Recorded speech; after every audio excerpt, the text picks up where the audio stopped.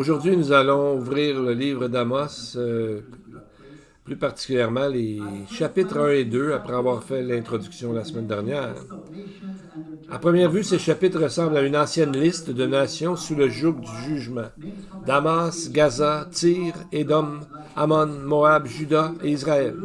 Des noms d'un autre temps, des royaumes disparus depuis longtemps. Mais regardons cela de plus près. Ce ne sont pas des noms choisis au hasard. Ce sont des territoires qui entourent Israël, les mêmes régions qui font encore la une des journaux aujourd'hui, les mêmes coulisses de guerre, d'alliances, de trahison, de violence et d'une incertitude angoissante. En observant la carte des nations voisines d'Israël, il est essentiel de reconnaître un point important. On ne peut pas établir de lien direct entre les populations actuelles de ces territoires et celles de l'époque d'Amos, il y a plus de 3000 ans. Mais les deux réalités demeurent inchangées. La géographie et l'hostilité persistante envers Israël. La carte n'a pas fondamentalement changé. Et Israël même, fait remarquable, se trouve sur le même territoire qu'autrefois, à peu de choses près. Ce qui n'a pas changé, ce sont les personnes qui les entourent, mais pas l'esprit d'opposition. Donc, Israël fait face à des nations différentes, mais qui viennent de ces mêmes régions et ont une posture étonnamment similaire. Et on voit maintenant qu'il y a des choses qui se passent, des menaces majeures pour Israël qui viennent du Hamas, le Hezbollah, qui sont en train de revenir. Ils n'étaient pas disparus pour toujours. Les régions environnantes, Ammon, Moab et Édom, sont dépeintes par Amos comme porteuses de ce qu'il appelle une hostilité persistante, une fureur implacable. Même le prophète semble frappé par son intensité. Comme lors des conflits passés, la Syrie continue de s'opposer à Israël. D'après Amos, Ésaïe, Jérémie et Ézéchiel, la Syrie se soulèvera une dernière fois contre Israël avant le second avènement. Une fois encore, ce que nous observons aujourd'hui n'est pas un hasard, bien sûr, mais un schéma bien connu et mentionné dans la Bible, selon la façon de faire des écrits prophétiques. Et quelle est la réponse de Dieu face à tout ça? Que voit-il? Que dit-il? Dieu n'est pas silencieux, n'est pas indifférent. On va voir dans le texte, au verset 2, où la voix du Seigneur retentit. Et nous commençons à percevoir combien il est profondément touché par tout ce qui se déroule au Moyen-Orient. Nous allons voir dans le texte au verset 2, la voix du Seigneur retentit. De Sion et de Jérusalem, il fait entendre sa voix. Les pâturages des bergers sont en deuil et le sommet du Carmel se dessèche. Ce qu'on voit ici, c'est que le Seigneur est profondément touché, ému par ce qu'il voit. Il répond non pas par un silence, mais par un rugissement. C'est l'autre côté de l'amour. Le berger du psaume 23, doux, guide et bienveillant, qui nous guide et avec bienveillance se révèle maintenant comme un lion. Pourquoi? Parce que le péché s'est agrandi, s'est accru, l'injustice s'est répandue et le temps d'agir approche. Mais il y a quelque chose de très touchant et important dans le mot rugir. Oui, le Seigneur rugit comme un lion, comme on le voit aussi dans le livre d'Osée et plus tard dans le livre d'Amos au chapitre 3. Mais ici, dans ce premier verset, il est simplement dit « il rugit ». En hébreu, ce mot exprime bien plus que la colère. Il traduit aussi une douleur profonde, comme un cri né de la souffrance. Cette même racine apparaît dans un passage très puissant, le psaume 22, le psaume qu'on dit, le psaume du Messie souffrant, où Jésus dit « Mon Dieu, pourquoi m'as-tu abandonné? Loin de moi les paroles de mes gémissements. » Ce mot « gémissement » vient de la même racine que le mot « rugir ». Ce n'est pas seulement un cri de jugement, c'est un cri de douleur profonde. C'est le cri que Yeshua lui-même a cité sur la croix. Comme sur la croix, Jésus, il est dit qu'il a poussé un grand cri, montrant qu'il portait non pas son propre péché, car il n'en avait aucun, mais les péchés d'Israël et des nations et du monde. Et cela nous offre une perspective profonde. Lorsque Dieu rugit, ce n'est pas seulement parce qu'il est en colère contre le péché, mais aussi parce qu'il en est profondément affligé. C'est à la fois un cri de justice et de désespoir. Et dans ce sens, ces paroles sont un avertissement. C'est le mot Nathan, habituellement, qui veut dire c'est un don. C'est comme si le Seigneur dit qu'il donne son appel. Il fait entendre sa voix, le texte nous dit, mais le mot en hébreu, Nathan, on pourrait traduire littéralement, il donne sa voix. Même dans le jugement, Dieu continue de donner. Il ne se tait pas, sa voix ne se retire pas, elle retentit. Avant d'agir, il parle, avant que le jugement ne s'abatte, il fait entendre sa voix, comme le texte nous dit. Il dit, de Jérusalem, il fait entendre sa voix, les pâturages des bergers sont en deuil, etc. De Jérusalem au sud jusqu'au mont Carmel au nord, tout le pays est touché. Et pourquoi mentionner le mont Carmel dans le texte, qui dit que le mont Carmel se dessèche? Peut-être le mentionne-t-il parce que peu de temps auparavant, environ un siècle avant Amos, c'est sur cette même montagne que le prophète Élie affronta les faux prophètes, au nombre de 800, et les fit disparaître. Mais cet esprit n'a pas disparu. Cet esprit est revenu et emplit le pays à l'époque d'Amos, et encore aujourd'hui. De plus, cette même région du Carmel surplombe la vallée de Jizréel, annonçant ce que l'Écriture appelle l'Armageddon, le temps futur où aura lieu l'affrontement final, une bataille mentionnée à plusieurs reprises dans le livre d'Amos. Ainsi comme si toute la terre, des pâturages en contrebas, jusqu'aux sommets les plus hauts, répondait à la voix de Dieu. La nature elle-même se lamente sous le poids de ce qui est sur le point d'arriver. Vous savez, il y a un texte qui dit que la nature a hâte à la révélation des fils de Dieu. La nature aussi se lamente sous le poids du péché qui continue et qui grandit. Et c'est comme un peu un père qui voit son enfant qui court vers le danger. Donc, il élève la voix et il crie pour, non pas que ça paraisse sévère, mais c'est un cri d'amour urgent, comme si un enfant s'en va dans la rue, on va crier pour qu'il arrête, et parce qu'il est en danger. De la même manière, lorsque Dieu fait entendre sa voix, c'est pour nous montrer qu'il n'a pas renoncé, c'est parce qu'il tend encore la main. Il appelle les gens à revenir à lui. Dieu a parlé. La seule question qui demeure est qui va l'entendre et qui va agir en conformité avec ce qu'il demande. On va examiner maintenant le premier ensemble de jugements dans le livre d'Amos. Même là, on voit une grâce qui est manifeste dans la manière qu'ils sont prononcés. En observant la carte, nous voyons 8 nations, dont Israël et Juda, séparées à cette époque. Et une phrase revient régulièrement pour introduire le jugement de chaque nation. À 8 reprises, nous lisons ces mots pour 3 transgressions de tel pays, et pour 4, je ne révoquerai pas son châtiment. Amos 1, chapitre 1, chapitre 13, pas 13, pardon, mais plusieurs références, pardon. La formule est la suivante. 3 transgressions plus 1, puis le jugement. Le chiffre 3 est présent, chiffre de la grâce infinie. Dieu est toujours prêt à pardonner, mais il y a un moment où ça dépasse. La grâce de Dieu, il y a un point de non-retour.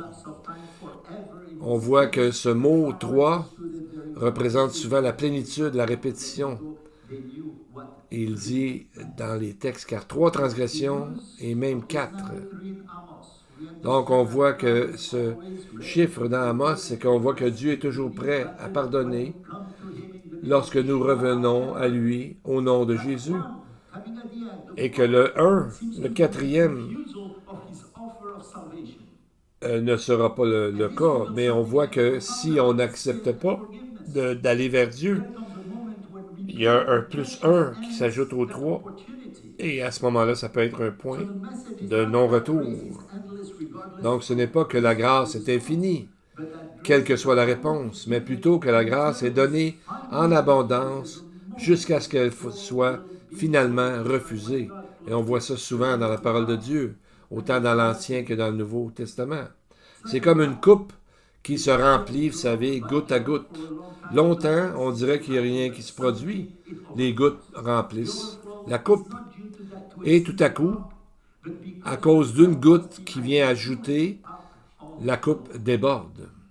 Donc, ce débordement n'est pas dû à une seule goutte, mais au fait que la goutte s'est remplie progressivement et maintenant elle déborde.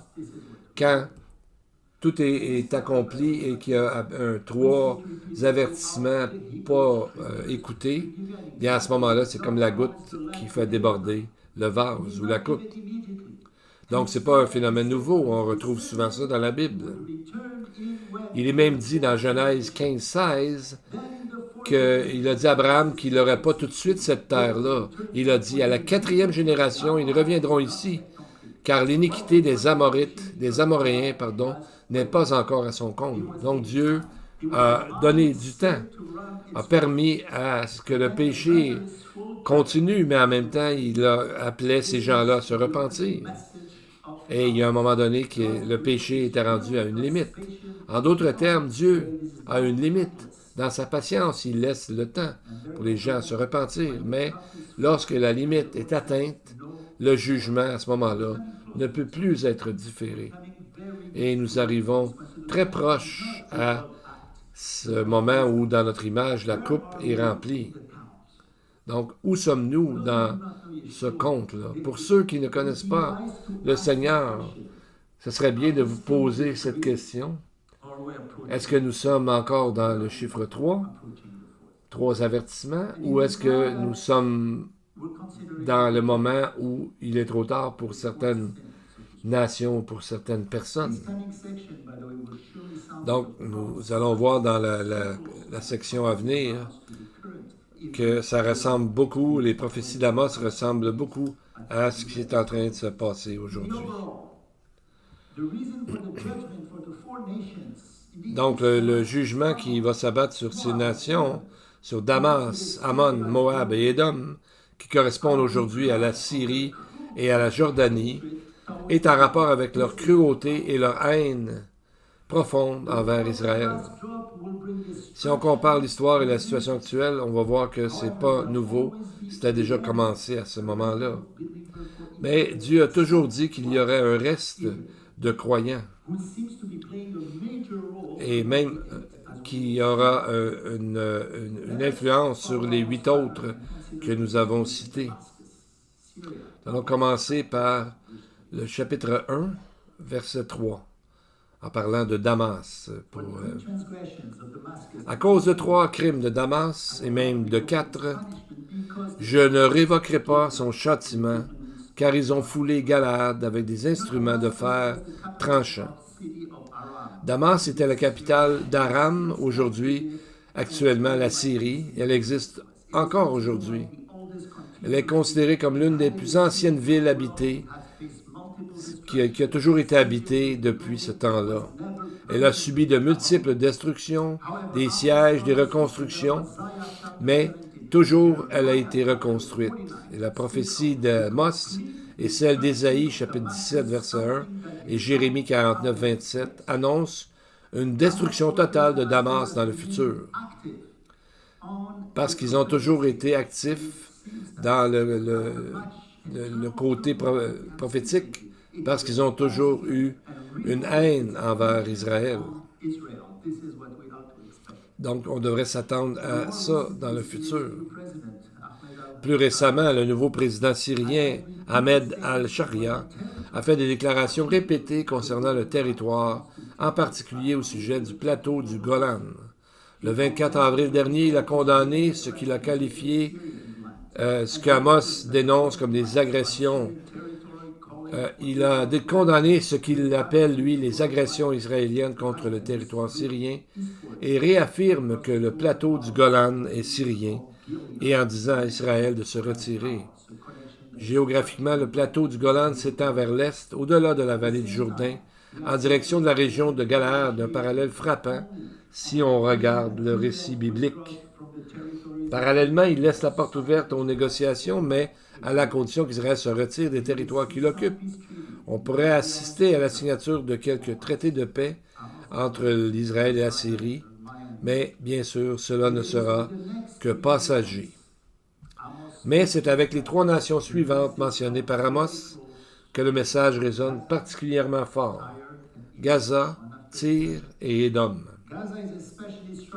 Gaza est un cas particulièrement frappant. C'était déjà l'une des 5 villes principales philistines.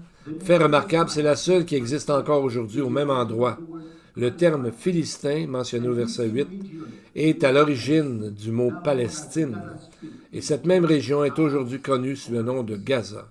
La bande de Gaza est le fief du Hamas. Tyr est ancienne aussi. Comme Gaza, Damas et Jérusalem, elle a conservé son nom à travers les siècles. Dans la Bible, Tyr est appelée Tsor. Elle est mentionnée à l'époque de Josué, environ 3500 ans auparavant, tandis que Gaza apparaît encore plus tôt, remontant à l'époque d'Abraham, il y a près de 4000 ans. Leur histoire n'est pas terminée. Comme pour Gaza, comme pour Tyr, le motif du jugement est le même. Ils disent parce qu'ils ont amené une population à les écouter à partir d'Édom. Chapitre 1, versets 6 et 9. Donc aujourd'hui, plus que jamais, on commence à voir le poids de ces mots-là. On voit que ça devient vraiment précis. Il dit qu'ils ont pris des captifs. C'est exactement ce qu'il est arrivé dans l'attaque du 7 octobre. Et quand on entend ça, c'est ce qui est arrivé le 7 octobre 2023. On voit que cela a déstabilisé la nation d'Israël.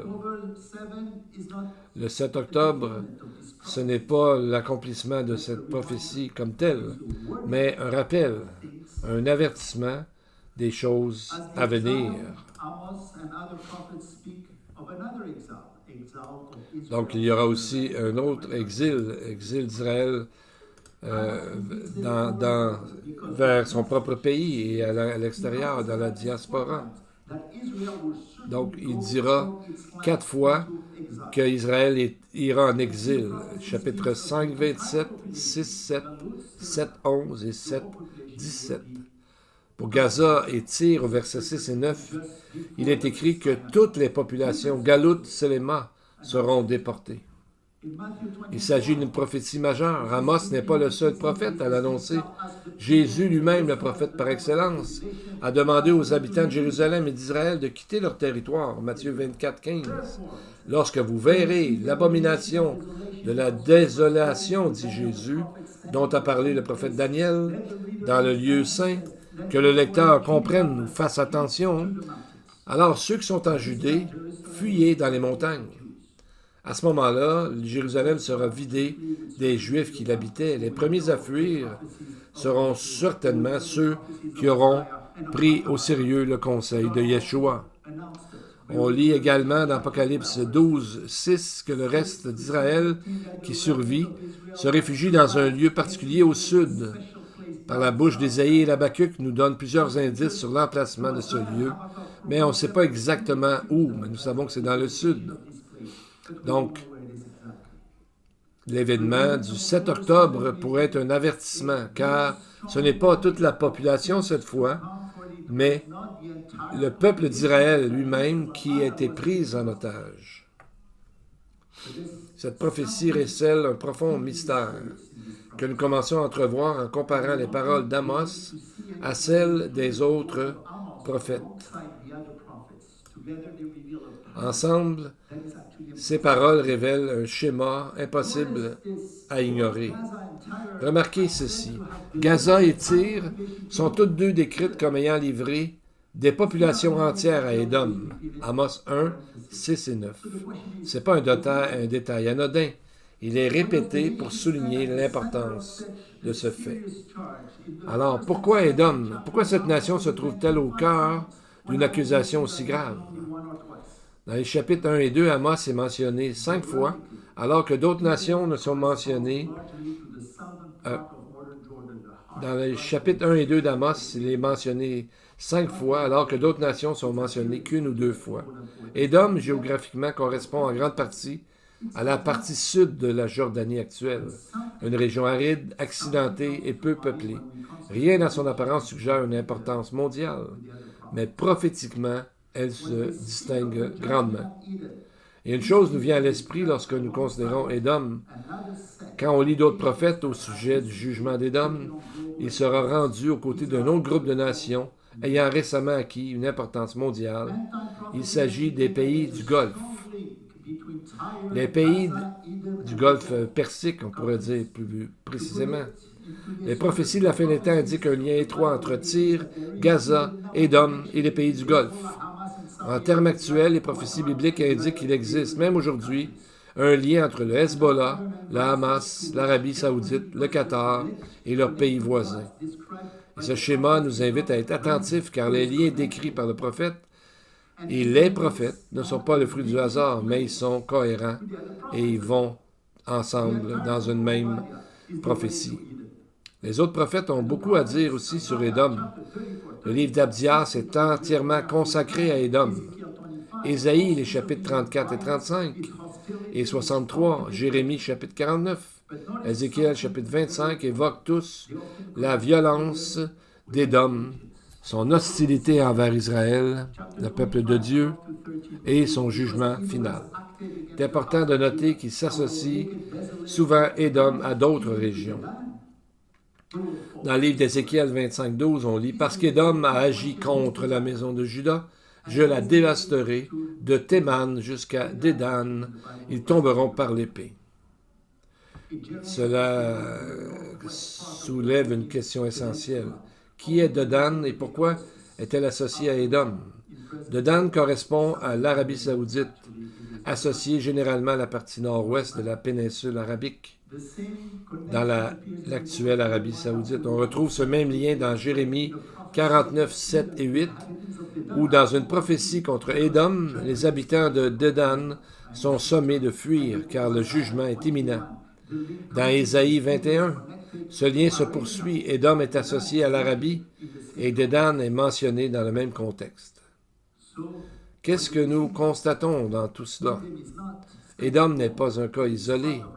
Il s'inscrit dans un contexte régional plus large, lié à l'Arabie, c'est-à-dire au pays du Golfe. Même dans la prophétie de Gog et de Magog, dans Ézéchiel chapitre 38, on voit Dédan et Saba qui sont mentionnés parmi les nations qui soit observent le conflit ou y réagissent. Saba est souvent associé à la région du sud de l'Arabie, généralement liée aujourd'hui au Yémen, un pays qui a révélé récemment sa haine envers Israël. En Ézéchiel 27, Dédan est décrite comme étant en train de commercer avec de nombreuses régions côtières. Qui sont les habitants de ces régions côtières? Ce sont tous les pays récents maintenant. Pendant des siècles, ils ont resté cachés dans le désert, mais là, on voit maintenant que ces noms-là font ressortir qu'ils étaient là depuis longtemps. La puissante Arabie saoudite n'a été fondée qu'en 1932, le Koweït en 1961, Bahreïn en 1971, le Qatar aussi, et les Émirats arabes unis en 1971 et Oman en 1970. Auparavant, c'étaient des territoires de tribus gouvernés par des familles installées dans des oasis. On voit comment ils sont devenus si riches, si récemment, surtout à cause du pétrole, entre autres. Et leur argent, c'est sûr, contribue probablement à la guerre contre Israël, entre autres. Et c'est ce que la Bible semble indiquer. Tout comme une étude récente du Congrès juif mondial, donc les résultats ont été publiés le 14 avril 2026. Voici ce qu'ils ont découvert, que la montée de l'antisémitisme dans le monde est largement financée et orchestrée par l'un de ces pays, le Qatar. Le président du Congrès a déclaré que ce pays finance depuis longtemps les frères musulmans hostiles à Israël et qu'au cours des 30 dernières années, a investi plus de 1000 milliards de dollars dans la chaîne de télévision pan-arabe Al Jazeera afin de déstabiliser non seulement Israël, mais aussi l'Occident. Ce média, Al Jazeera, est tellement anti-occidental et anti-israélien qu'il a été interdit par l'Arabie saoudite, les Émirats arabes unis, Bahreïn et la Jordanie, en plus d'Israël. En plus, un rapport du département de l'Éducation des États-Unis, publié le 12 février, indique que le pays a investi 1,1 milliard de dollars dans les universités américaines en 2025. De plus de 8300 transactions, qui représentent plus de 5,2 milliards de dollars de dons et de contrats étrangers, ont été déclarés. On comprend mieux, dès lors, toutes ces nombreuses émeutes contre Israël dans les universités américaines et canadiennes, parce qu'ils ont infiltré ces milieux. Et ce pays, en particulier, est profondément antisémite, le Qatar. L'Institut de surveillance de la paix et de la tolérance culturelle dans l'éducation scolaire a publié un rapport le 1er février dernier révélant que les manuels scolaires qataris véhiculent des contenus antisémites, présentent les chrétiens et autres non-musulmans comme des infidèles et des idolâtres et tentent à légitimer l'appel au djihad violent. Ils ont découvert que les leçons d'éducation islamique prônent l'éducation des enfants dans l'amour du djihad et enseignent que Dieu récompense ceux et celles qui meurent en combattant pour l'islam, en entrant au paradis par la grande porte, on pourrait dire. Ces mêmes personnes qui ont fondé et qui donnent de l'argent à nos universités et investissent massivement dans les médias comme CNN, NBC et ABC. Ces pays du Golfe, selon les prophètes de la Bible, sont alliés à Édom, Gaza et Tyr. Il semble qu'il se prépare actuellement une offensive encore plus dévastatrice contre Israël et l'Occident. Quant à Édom, bien que cette nation ait disparu, l'héritage de haine qu'elle a laissé perdure encore aujourd'hui. On a un résumé de cette haine dans le Nouveau Testament, dans l'Épître aux Hébreux. On voit dans une première prophétie qui est mentionnée dans Hébreux 11-20 et pour le moins inhabituelle. On lit que par la foi Isaac bénit Jacob et Ésaü, même au sujet des événements à venir. Ce qui est inhabituel, c'est que dans le contexte d'Hébreux 11, le chapitre de la foi, on s'attendrait à ce que la foi dont Isaac a fait preuve lorsque son père a reçu l'ordre de le sacrifier soit évoquée. Or, il est question de sa foi concernant les événements à venir, c'est-à-dire la fin des temps, en lien avec Ésaü et Jacob.